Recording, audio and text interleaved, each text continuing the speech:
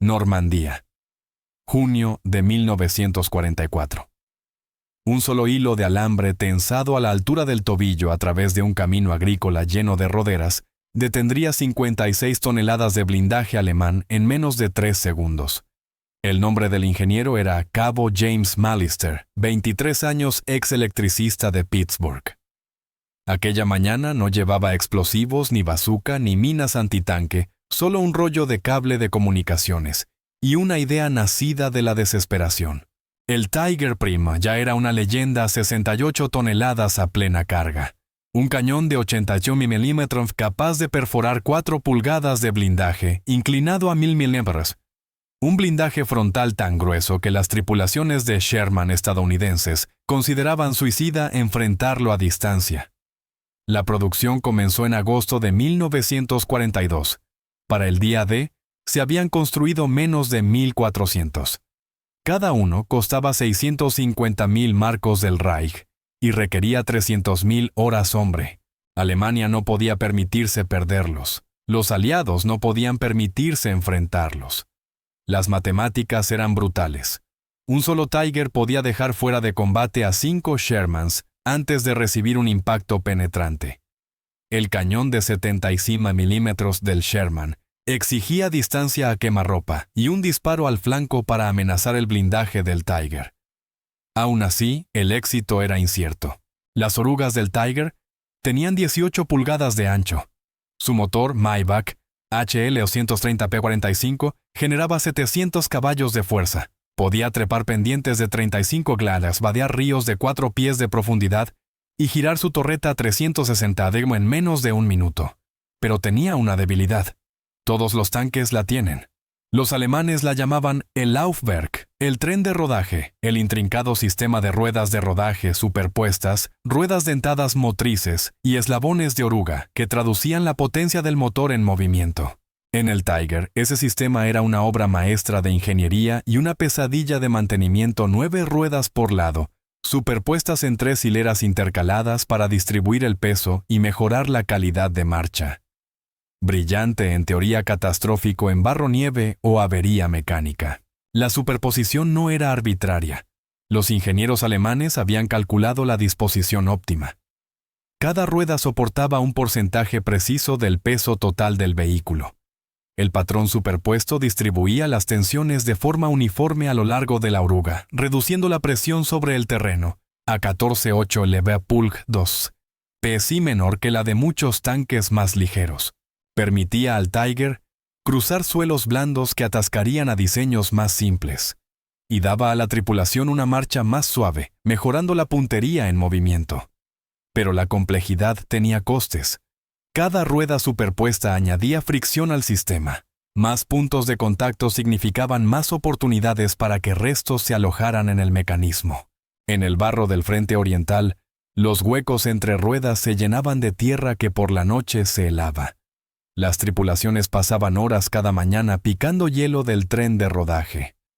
En el desierto, la arena desgastaba los aros de goma que amortiguaban cada rueda. Sustituirlos requería desmontar media suspensión.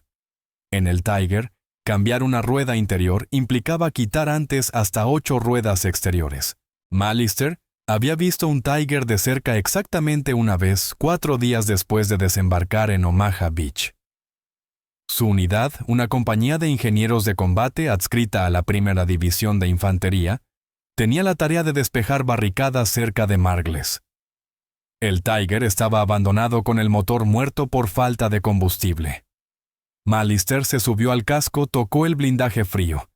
Estudió las orugas, contó las ruedas, midió los huecos con las manos. Notó algo que quizás se les había escapado a los diseñadores. Las ruedas superpuestas creaban canales estrechos entre sus bordes, espacios verticales mínimos, donde las ruedas casi se tocaban pero no del todo.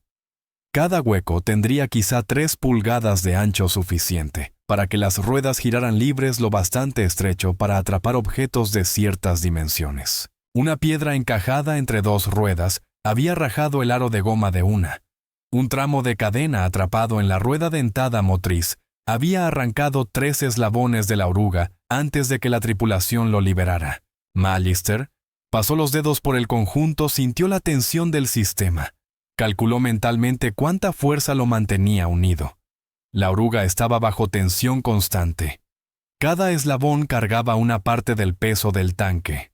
La rueda dentada trasera tiraba de la banda hacia adelante. La tensora delantera mantenía la tensión. Las 9 ruedas intermedias soportaban la carga. Quita cualquier componente y el sistema falla. Notó algo más. Las orugas del Tiger eran más anchas que el estándar. Cada eslabón pesaba 11 libras. El conjunto de oruga de un lado pesaba casi 2.000 libras. Esa masa multiplicada por la velocidad de rotación generaba un enorme momento. Una vez en movimiento, las orugas se resistían a detenerse. Era intencional, ayudaba al Tiger a mantener el impulso sobre obstáculos. Pero también significaba que si algo atascaba el mecanismo, ese impulso amplificaría el daño antes de que el conductor pudiera reaccionar. Mallister guardó estas observaciones. 3 semanas después, su compañía estaba atrincherada a lo largo de un seto al sur de Carentan. Los hedgerows de Normandía eran más antiguos que la guerra, más antiguos que las naciones taludes de tierra de 4 pies, coronados de espino y zarza, que dividían el campo en un laberinto claustrofóbico. Cada prado era una fortaleza, cada abertura un campo de matanza. El bocage convirtió la maniobra fluida en desgaste moliente. La infantería avanzaba por metros, los tanques quedaban ciegos, la artillería lo dominaba todo. Los estadounidenses se habían entrenado para asaltos anfibios, tácticas de terreno abierto y operaciones de armas combinadas en paisajes que se parecían a Kansas o Texas. No se habían entrenado para esto. Los setos anulaban cada ventaja. Los carros no podían maniobrar el apoyo aéreo. No identificaba blancos bajo el dosel.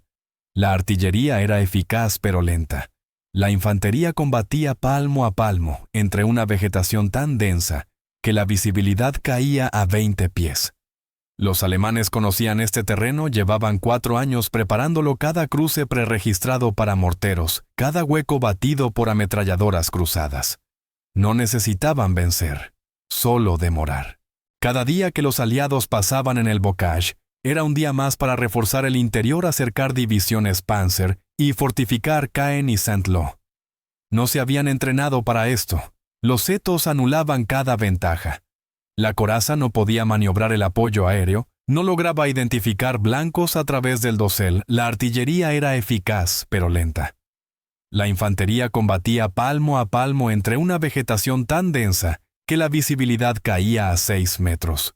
Los alemanes conocían este terreno. Llevaban 4 años preparándolo. Cada cruce estaba preregistrado para fuego de mortero, cada hueco en los setos cubierto por posiciones de ametralladoras cruzadas. No necesitaban ganar, solo retrasar. Cada día que los aliados pasaban en el bocage, era otro día para reforzar el interior, mover las divisiones Panzer a posición y fortificar Caen y Saint-Lô. El pelotón de Mallister llevaba 18 días en línea. Habían avanzado 2 millas y perdido 11 hombres. Los reemplazos eran novatos, muchachos de granja de Iowa y obreros de Detroit, que llevaban menos de una semana en Europa. No conocían el sonido del lanzamiento de un Nebelwerfer. No distinguían el fuego de ametralladora alemán del estadounidense. Se quedaban paralizados cuando empezaban a caer los morteros. Mallister y los veteranos intentaban mantenerlos con vida, les enseñaban a cavar más profundo, mantenerse bajos, moverse rápido. La mayoría aprendía. Algunos no vivían lo suficiente. El 28 de junio a las 05:30 los alemanes contraatacaron. No era un sondeo ni una acción de hostigamiento, era un ataque blindado a plena fuerza destinado a dividir la cabeza de playa estadounidense. Panzer Grenadiers montados en semiorugas, infantería entre los setos, y en la punta de lanza 4 tanques Tiger del 101 o batallón Panzer pesado. La inteligencia ya había advertido que había Tigers en el sector. Las interceptaciones de radio habían identificado la unidad 3 días antes, y el reconocimiento aéreo había visto los tanques en una línea de árboles a 6 kilómetros al sur. Pero saber que estaban allí y enfrentarlos eran experiencias distintas. Las interceptaciones no transmitían el sonido ni las fotos de reconocimiento captaban el peso psicológico de ver 4 monstruos grises emerger de la niebla matinal. ¿Malister? Los oyó antes de verlos el gruñido profundo de los motores Maybach, el golpeteo metálico de las orugas sobre el adoquinado, el suelo temblando bajo su peso. Su pelotón estaba atrincherado a lo largo de un camino hundido, que corría perpendicular al avance alemán. 32 hombres, 2 bazucas, 3 rifles. Springfield por zanja. La orden mantener la posición hasta ser relevados o sobrepasados. Eran órdenes realistas. Nadie esperaba que detuvieran 4 Tigers. La misión era demorar, causar bajas, obligar a los alemanes a desplegarse, ganar tiempo para que la artillería ajustara su tiro y los tanques aliados se reubicaran. Si resistían 30 minutos sería un éxito. 1 hora, algo extraordinario. La supervivencia era opcional. Los Tigers aparecieron a las 06:15, 4 siluetas grises, saliendo de la niebla, torretas, girando lentamente los cañones principales, elevados al ángulo óptimo para atacar infantería atrincherada. Avanzaban en formación de diamante abierta, siguiendo los caminos donde el terreno era más firme. El tanque de cabeza estaba a 200 metros cuando disparó el proyectil. Impactó una granja a la izquierda de Malister. Piedra y madera estallaron en fragmentos. La onda sacudió el polvo de los setos. El segundo Tiger disparó luego el tercero fuego de supresión, para mantener a los estadounidenses agachados mientras avanzaba la infantería. El sonido era inconfundible. El cañón Cabo K-36 de 88 mm tenía un estampido seco, no el trueno profundo de la artillería americana, sino algo más duro, más percusivo. Cada disparo iba seguido del silbido del proyectil y del chasquido del impacto. Eran granadas explosivas no perforantes. Los Tigers no cazaban tanques, estaban limpiando infantería. La táctica era metódica: bombardear el seto, avanzar 50 metros, bombardear de nuevo, dejar que la infantería limpiara la posición y pasar al siguiente objetivo. Las bazucas eran inútiles a esa distancia. Malister conocía los números. La M1 bazooka podía penetrar 3 pulgadas de blindaje en condiciones ideales. Su alcance eficaz era de 100 mm. Más allá la precisión caía y el chorro de carga hueca se dispersaba. El blindaje frontal del Tiger tenía 4 pulgadas de grosor, inclinado 9, endurecido, mediante un proceso que lo hacía resistente a la penetración. Incluso un impacto perfecto a distancia óptima probablemente rebotaría. Los únicos puntos vulnerables eran la cubierta del motor y la parte baja trasera del casco. Para alcanzarlos, había que dejar que el tanque pasara sobre tu posición, levantarse detrás de él y disparar contra una máquina diseñada para matarte. Ninguno de los hombres de Malister iba a tener esa oportunidad. Los Tigers reducirían el seto a escombros y ametrallarían a los sobrevivientes. Era doctrina estándar, táctica probada.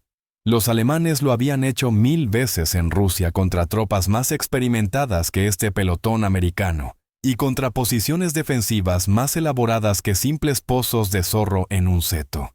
Lo harían aquí y funcionaría. Malister miró el camino hundido. Tenía 15 pies de ancho, tierra compacta con roderas de carretas. Era la única ruta en esa sección del bocage capaz de soportar el peso de un Tiger. Los setos a ambos lados eran demasiado densos, la tierra demasiado blanda.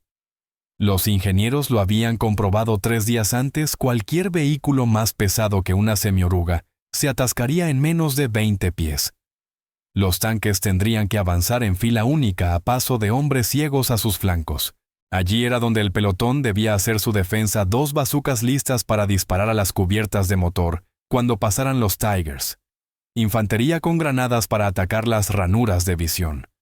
Una esperanza vana, táctica de desesperación. Malister había visto entrenar a las dotaciones con la bazooka. Era eficaz contra el blindaje lateral de un Panzer IV marginal, contra un Panther suicida, contra un Tiger.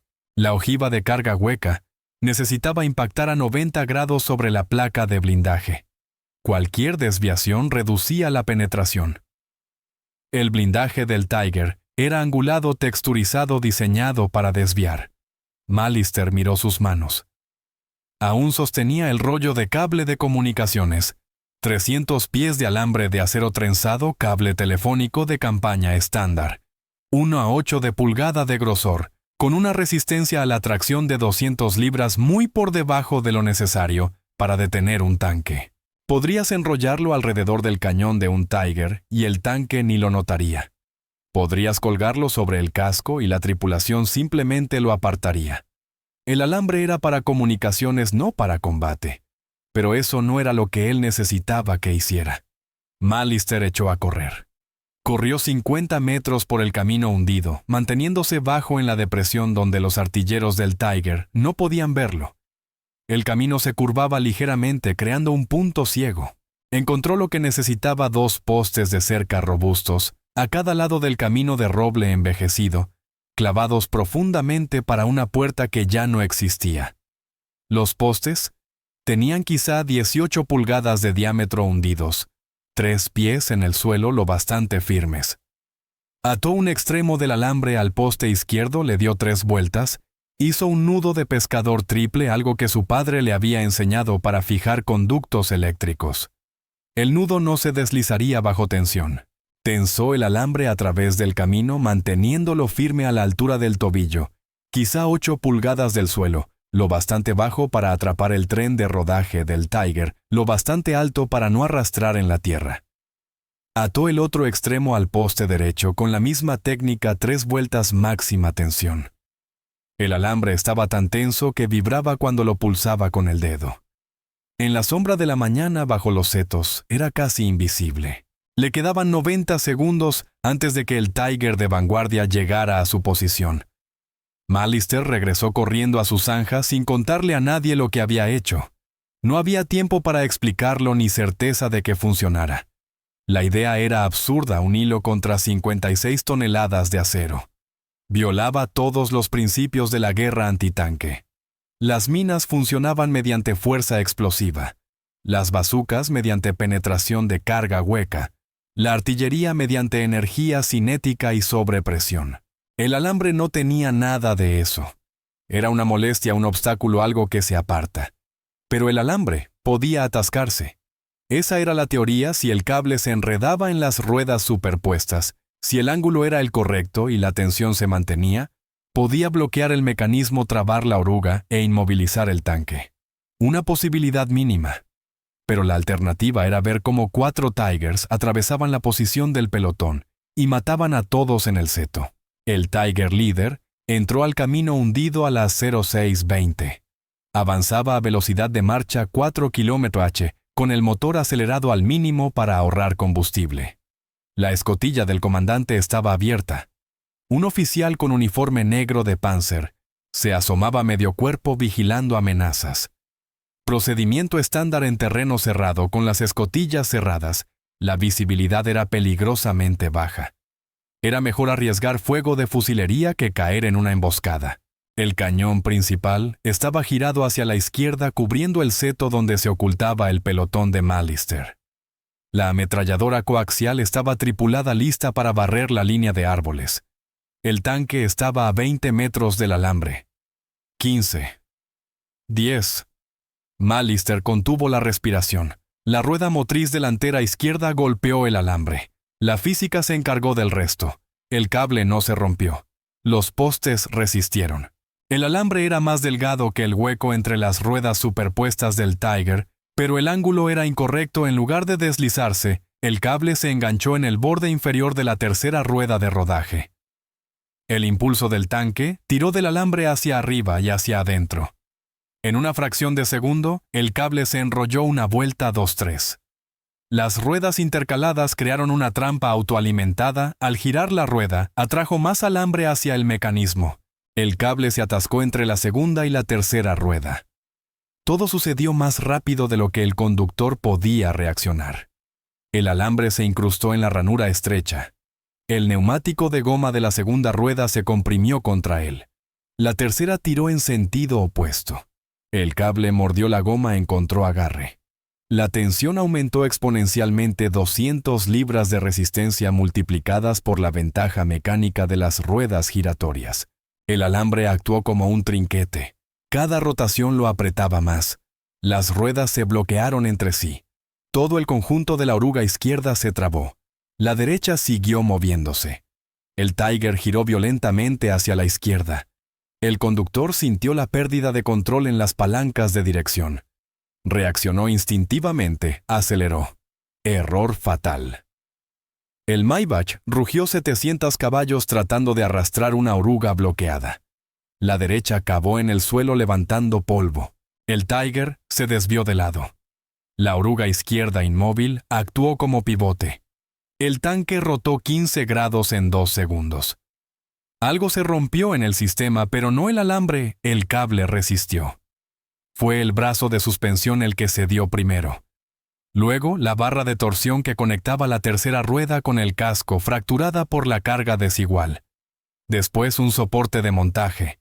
El Tiger se sacudió y se detuvo. El motor aulló. Humo negro salió por los escapes mientras el gobernador intentaba compensar la carga súbita. El conductor lo apagó antes de causar más daños. Tiempo total: 2:08 segundos. El Tiger quedó inmóvil en el camino hundido, inclinado 15 kendo a la izquierda, bloqueando el avance de los 3 tanques que venían detrás. El comandante, de pie en su escotilla, miró hacia atrás y hacia adelante gritó por la radio. Magister no hablaba alemán, pero reconoció el pánico al oírlo, el tono, la urgencia. El comandante informaba que su tanque estaba inmovilizado causa desconocida, oruga, dañada, bloqueando la ruta.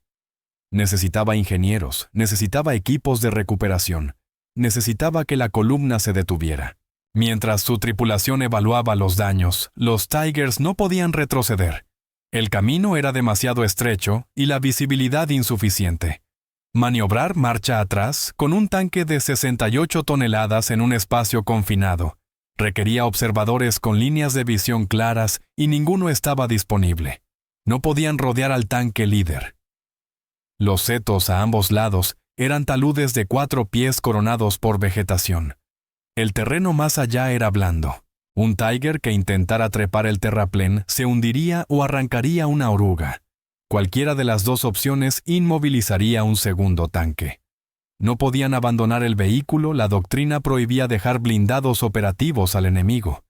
Las órdenes eran destruir los tanques averiados antes que permitir su captura.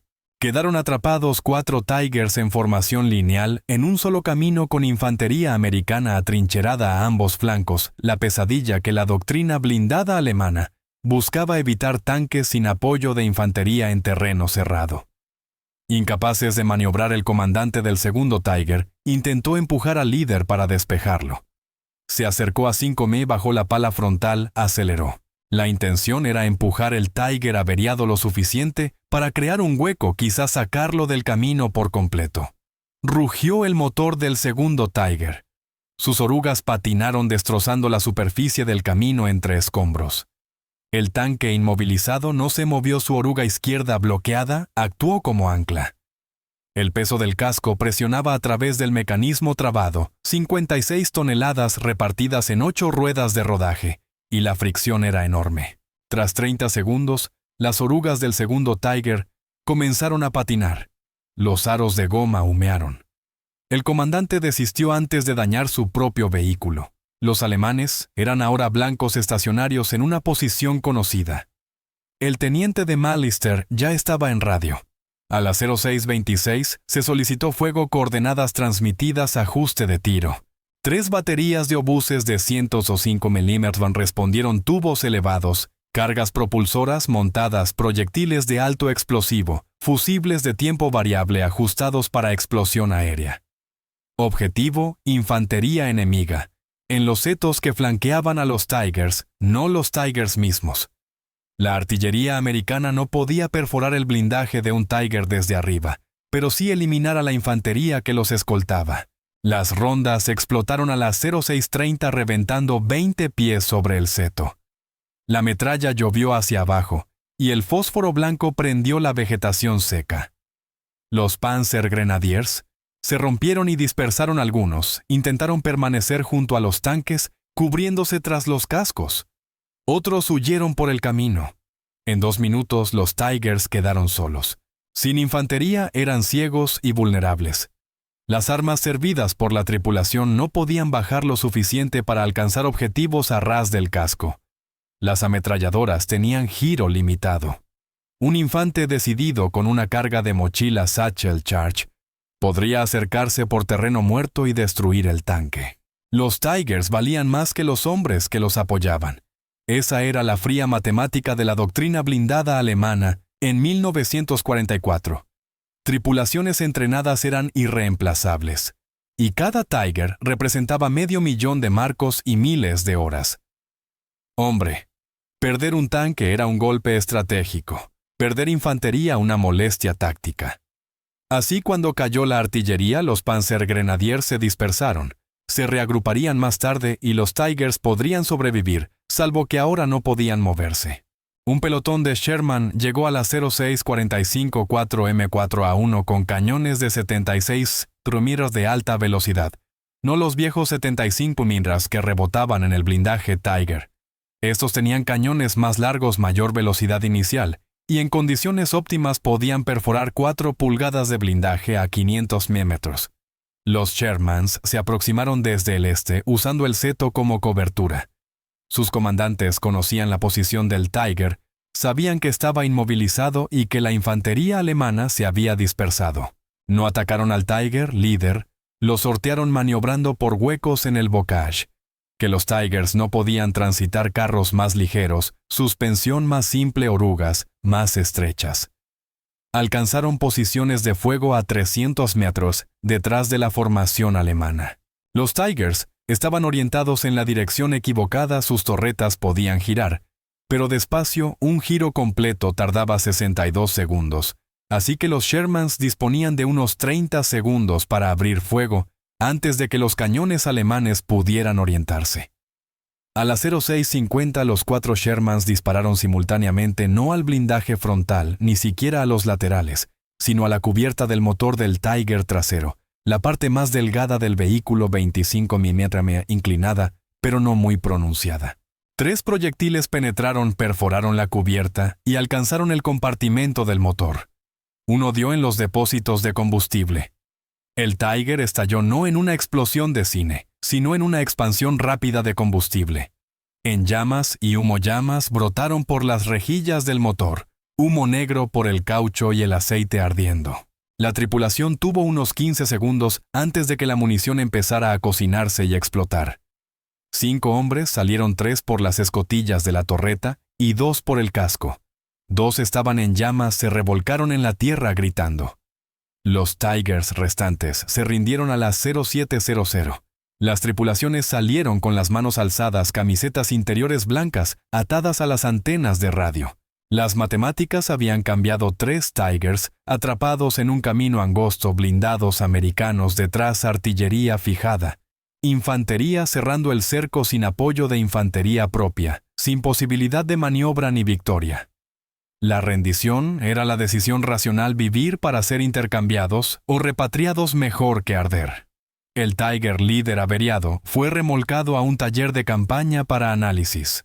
Ingenieros americanos lo rodearon, fotografiaron cada detalle, midieron el espesor del blindaje, examinaron el tren de rodaje y encontraron el alambre aún enrollado alrededor de las ruedas de rodaje. Hicieron falta antorchas de corte para retirarlo. El cable había mordido tan hondo en los neumáticos de goma que había marcado el acero subyacente. El brazo de la suspensión se fracturó. La barra de torsión se agrietó. El soporte de montaje quedó doblado. Tiempo total de reparación: 12 horas. Piezas requeridas: una barra de torsión, un brazo de suspensión, 2 aros de goma para las ruedas, un soporte de montaje, todas disponibles en los depósitos capturados. El Tiger volvió a estar operativo esa misma tarde, pero nunca regresó al combate. La escasez de combustible lo dejó inmovilizado por el resto de la campaña. Para agosto permanecía en un depósito al sur de Saint Lô, a la espera de combustible que jamás llegó. En septiembre la tripulación fue reasignada. En octubre, unidades americanas en avance capturaron el depósito. El Tiger fue cargado en una plataforma y enviado al Aberdeen Proving Ground en Maryland para su evaluación. El oficial al mando de Mallister lo propuso para una Bronze Star. La citación fue breve lenguaje burocrático para una acción innovadora que resultó en la neutralización de blindados enemigos. La recomendación incluía declaraciones de testigos del teniente del pelotón y 2 sargentos, un croquis de la colocación del alambre y fotografías del Tiger dañado. El papeleo subió por la cadena de mando revisado en el batallón aprobado en el regimiento confirmado en la división. La medalla se aprobó en agosto y se entregó en septiembre, en una formación en un campo embarrado fuera de Ain. Mallister nunca habló públicamente del asunto. Tras la guerra volvió a Pittsburgh, usó la GI Bill para completar una carrera de ingeniería. Trabajó 31 años como electricista sindicalizado. Empleo estable, se casó en 1947 y tuvo 3 hijos. Se jubiló en 1976 y falleció en 1989 por complicaciones de cáncer de pulmón. Su obituario en el Pittsburgh Post-Gazette mencionó su servicio militar en una sola frase: Bronze Star, ingeniero de combate, Normandía a Elba. El obituario no dijo nada del alambre ni del Tiger. Su familia sabía que había estado en la guerra, pero no los detalles. Sin embargo, la historia circuló entre los ingenieros de combate. Cuando se difundieron los informes de acción, el truco del alambre apareció en los resúmenes de inteligencia y se actualizaron los manuales de campaña. Para julio de 1944, compañías de ingenieros en todo el teatro europeo llevaban rollos extra de alambre no para comunicaciones, sino para trampas. Algunos intentaron reproducir el éxito de Mallister. Los resultados fueron mixtos.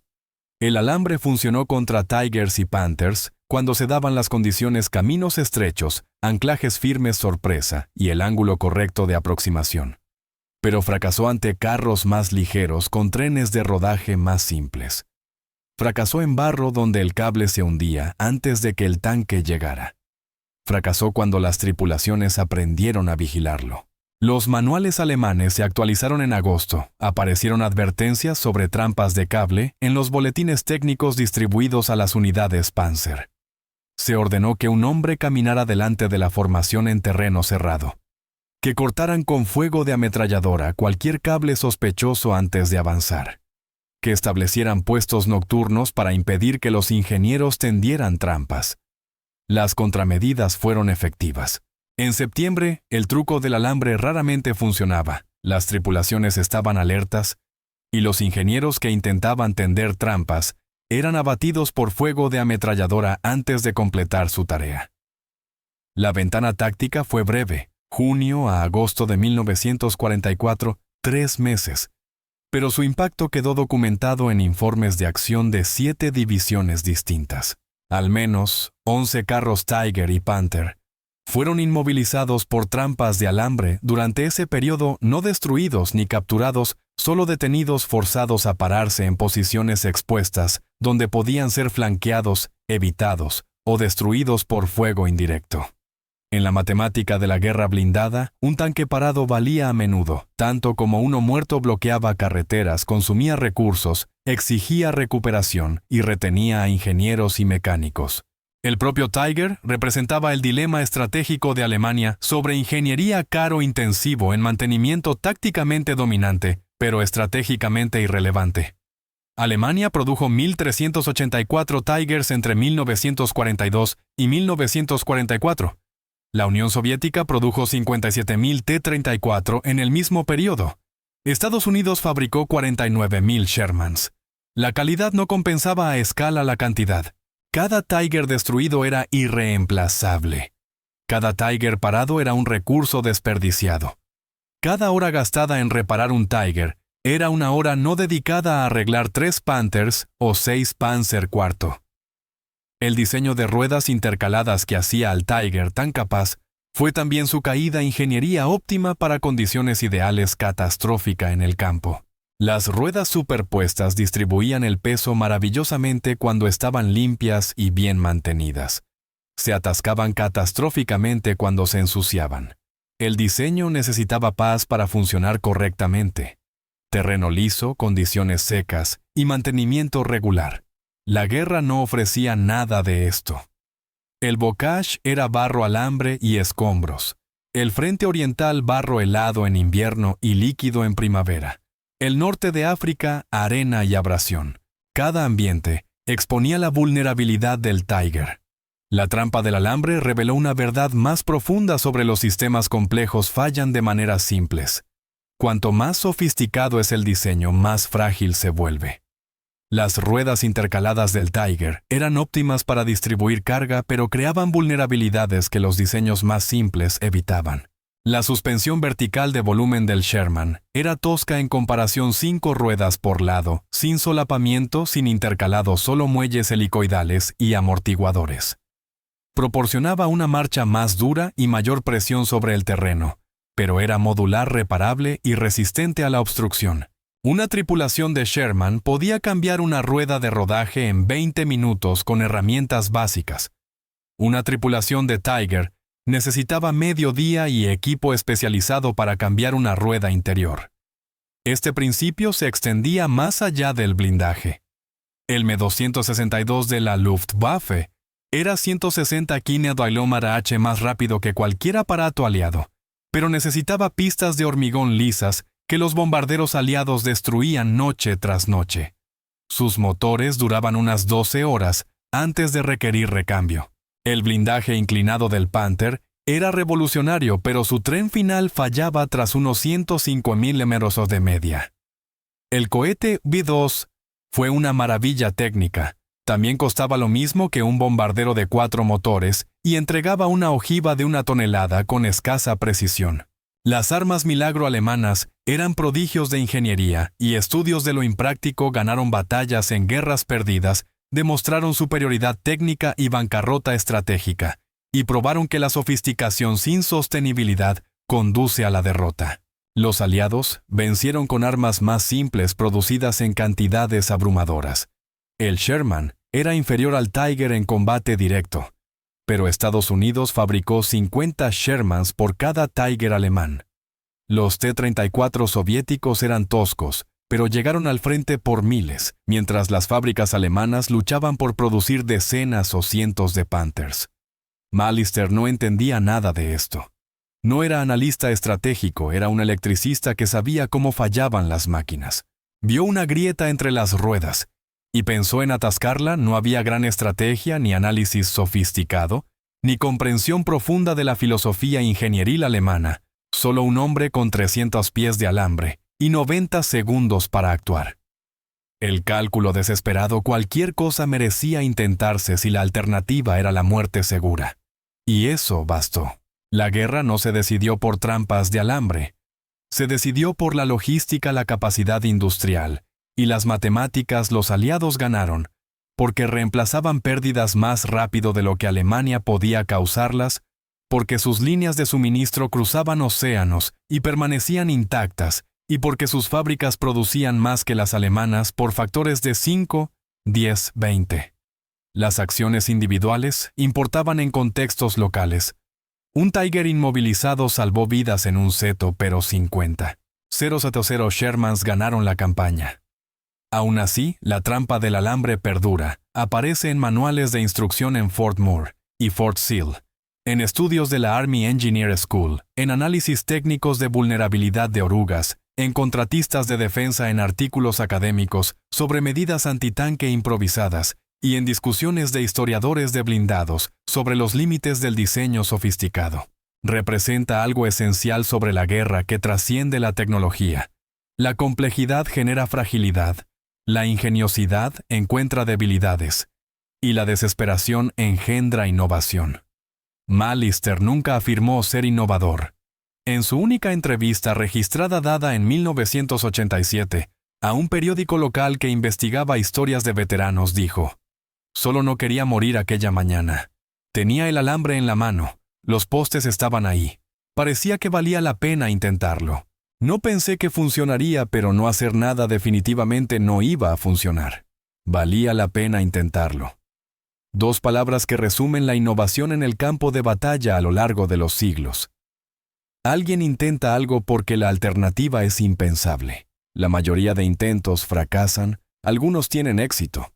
Los exitosos se recuerdan, analizan, mitifican y refinan en doctrina. Los fracasos desaparecen en el ruido del combate sin informes, sin medallas, solo nombres en listas de bajas.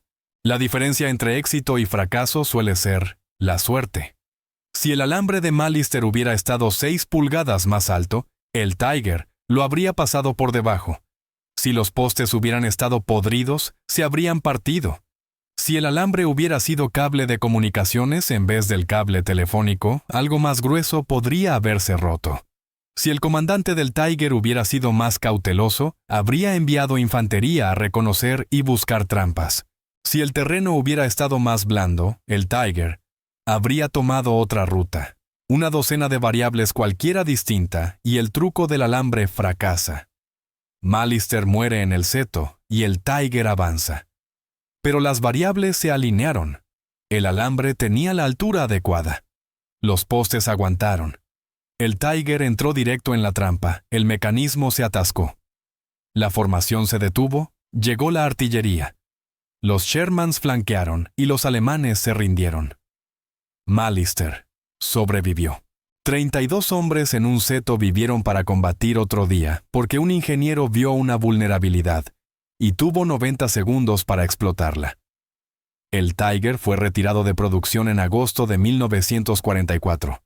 Alemania reasignó recursos al Tiger II, con blindaje aún más grueso y mecánicas más complejas. También tenía ruedas superpuestas y las vulnerabilidades persistían. Los ingenieros aliados siguieron explotándolas con alambre, troncos, cadenas, cargas de mochila, bombas adhesivas, cualquier cosa que pudiera bloquear el Laufwerk o dañar la suspensión. Al final de la guerra, los tripulantes alemanes temían más el daño a las orugas que la penetración del blindaje. Un tanque inmovilizado en territorio enemigo era un ataúd. La tripulación podía evacuar, pero estaba a millas de sus líneas. La captura era lo mejor. La muerte, lo más común. El alambre de Malister se conserva hoy el Infantry Museum en Fort Moore, Georgia. Lo exhibe en una vitrina climatizada con una tarjeta mecanografiada que explica su uso, una foto de Malister en uniforme, un croquis de la colocación de la trampa y una breve descripción del combate. La mayoría de visitantes pasan de largo sin detenerse. El cable parece anodino cable de acero deshilachado. Manchas de óxido forrado en tela verde desteñida. Nada dramático ni sugerente de su importancia. Pero detuvo una máquina diseñada para ser imparable. Demostró que 56 toneladas de blindaje, 4 pulgadas de acero endurecido y 700 caballos de fuerza podían ser derrotados por 8 onzas de alambre aplicadas en el punto adecuado con el tiempo preciso. Demostró que todo sistema, por sofisticado que sea, tiene vulnerabilidades. Esa complejidad crea fragilidad. A veces la solución más simple es la más efectiva. La lección no trata sobre el alambre, sino sobre ver los sistemas tal como son, no como fueron concebidos. El Tiger fue diseñado para dominar el campo de batalla mediante potencia de fuego y protección, y lo hizo. Pero también era un conjunto de componentes sometidos a tensión: ruedas, orugas, pasadores y soportes. Cada uno un posible punto de fallo. Cada uno sujeto a las leyes de la física y de la ciencia de materiales. Malister no atacó las fortalezas del Tiger. No intentó perforar su blindaje ni inutilizar su cañón. Apuntó a una costura en su complejidad, al punto donde la sofisticación se convierte en vulnerabilidad. Los diseñadores de blindados modernos recuerdan esto. Los tanques de batalla contemporáneos usan menos ruedas pero más grandes, 6 por lado, en el M1 Abrams, 7 en el Leopard 2. Orugas externas que pueden reemplazarse sin herramientas especializadas. Suspensiones simplificadas que priorizan la mantenibilidad sobre la suavidad de conducción. Las lecciones aprendidas de los fallos del Tiger se incorporaron en cada diseño posterior. La elegancia es valiosa, pero la fiabilidad es esencial. La complejidad sin robustez es una carga cuando los mecánicos trabajan bajo fuego en la oscuridad y con herramientas limitadas. Junio de 1944. Enseñó esa lección con sangre y acero. Malister la enseñó con alambre y 80 segundos de valor. Los setos de Normandía están tranquilos ahora. El camino hundido donde se detuvo el Tiger está asfaltado. Casas bordean la ruta. El tráfico pasa a diario. Una pequeña placa de piedra colocada en 1994 para el 50, o aniversario de la liberación, conmemora la acción. No menciona el nombre de Malister, solo la fecha y la unidad. Aquí soldados estadounidenses detuvieron blindados enemigos. Lenguaje genérico, historia comprimida, las contribuciones individuales desdibujadas en la memoria colectiva. Pero el truco del alambre permanece en los programas de formación militar profesional, no como táctica recomendada, pues las trampas de cable son obsoletas. Los tanques modernos tienen diferentes sistemas de suspensión, otras vulnerabilidades y otras contramedidas, sino como un caso de estudio de resolución creativa de problemas bajo presión, de cómo ver más allá de la doctrina, hacia la posibilidad de cómo comprender que todo sistema de armas, por sofisticado que sea, puede ser derrotado si se entiende cómo funciona. Esa comprensión tuvo un costo medido en vidas y años. Cada tanque inutilizado enseñó una lección. Cada combate generó datos. Cada fracaso y cada éxito refinaron las tácticas. La trampa del alambre fue un solo punto de datos. Entre miles, una innovación en una guerra definida por la violencia industrial y el cambio tecnológico acelerado. Pero importó, salvó vidas aquella mañana de junio. Contribuyó a un cuerpo de conocimiento que ayudó a ganar la campaña y demostró principios que siguen siendo relevantes. Un tanque de 56 toneladas detenido por un hilo de acero y por el valor de un hombre en 80 segundos.